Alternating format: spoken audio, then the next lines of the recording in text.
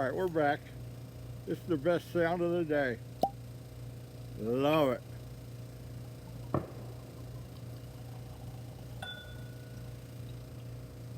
Let's talk about this for a minute, okay? Let's talk about Old Forester 1910. Look how dark that is. Beautiful, beautiful dark amber. But it's a straight bourbon from Brown and Forman.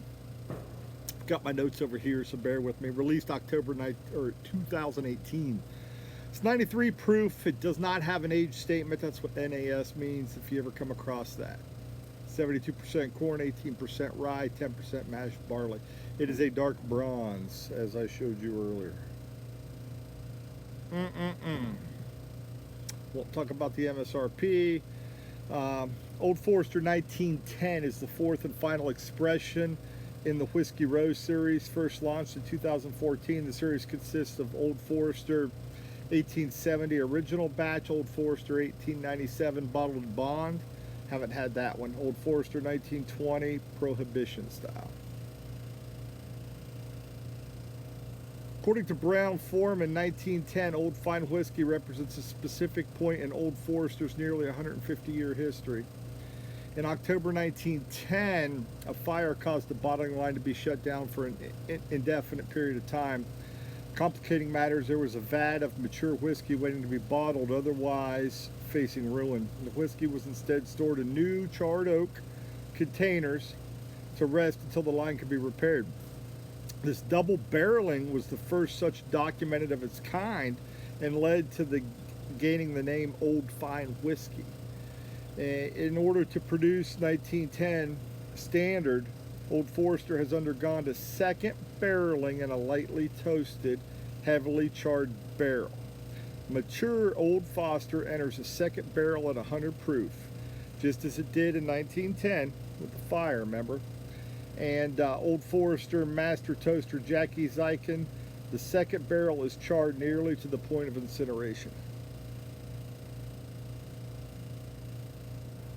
Now, what you're supposed to get out of this is it's a really dark, really sweet whiskey. It's double oaked essentially, you heard that. And it's really supposed to be really chewy, but really, the sugars from the char are really evident. The palate is sickly sweet with heavy layers of burnt caramel and vanilla. That is right up my alley, ladies and gentlemen. Hidden deep beneath all the deep, dark berries, along with toasted marshmallows and other flavors, rest upon layers of oak. You know, those are the unicorn farts and the bunny tears and all that. And I can't get all those. But let's taste it and find out what I can get. Beautiful dark color. Hopefully that's coming through.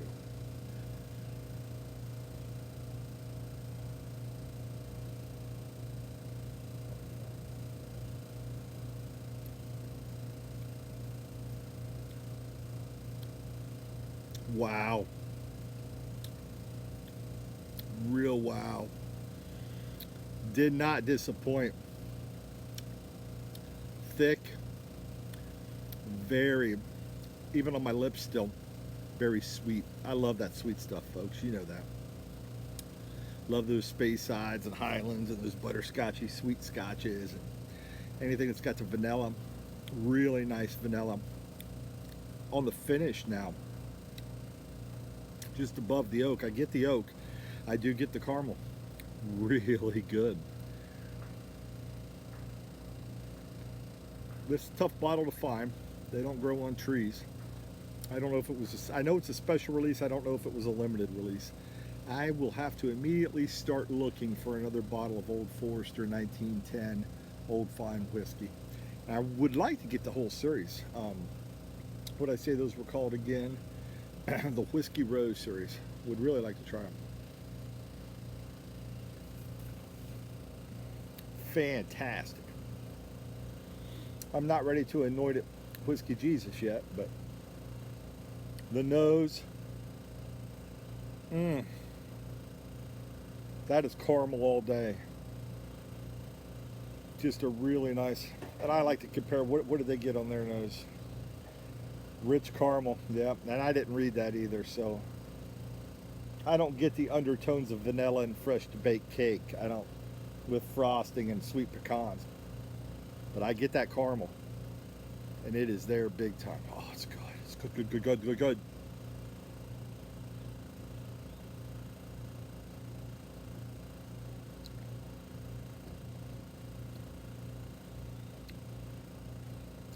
That is slap your mama good right there, boys and girls.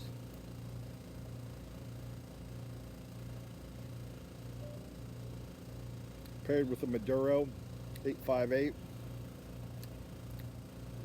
All right, I see you. Not too shabby. Not too shabby. Playing with my camera angles. Let me know what you think. Am I too low, too high? Drop me a note below deck. I'm trying to mess around with that a little bit. Do some different stuff. Love to hear your thoughts and opinions on Old Forester 1910. Have you had it? What you think of it? Is it your cup of tea? Not your cup of tea? I would really love to hear what you all had to say about it. Same thing with the Fuente 858 and the Maduro. Look at that Fuente burn, baby, burn, baby.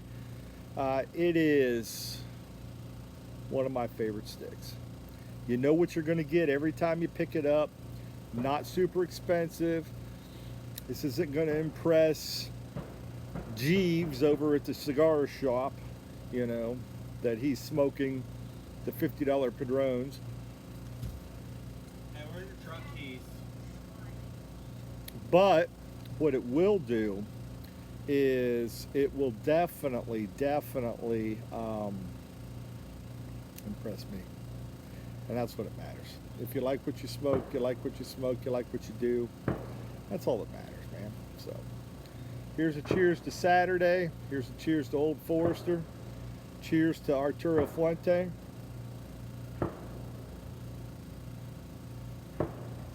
Cheers to my neighbor exercising his Second Amendment rights. You go, bud. We'll get the guns out tomorrow.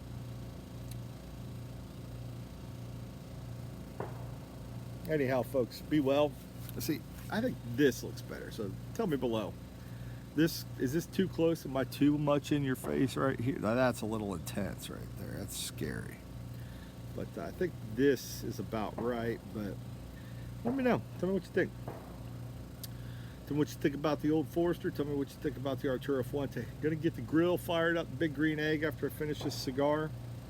And tonight's menu, we're doing 2 fillets, 2 steaks. We made some homemade coffee rub because Mrs. Buckeye forgot to order my Uncle John's magic rub.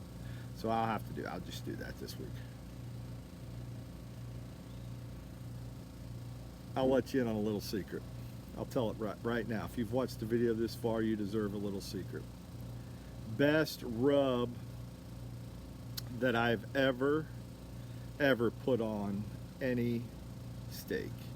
And everybody that's had one of my steaks has just went ballistic.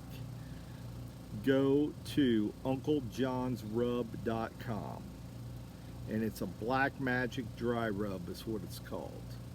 So it's an 8-ounce stand-up package.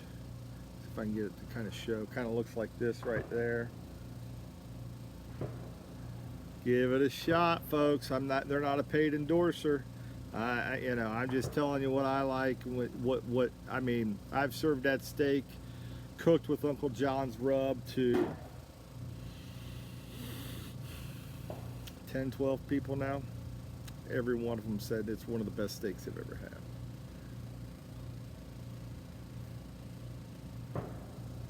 So we'll see if the homemade rub holds up. Give it a shot.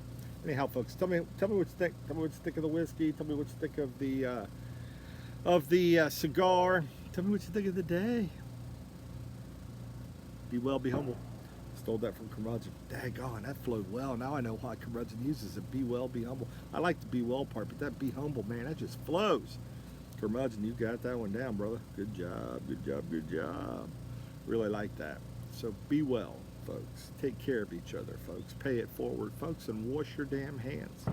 And we'll probably be back on later tonight with another one. Take care, everybody. Have a great day.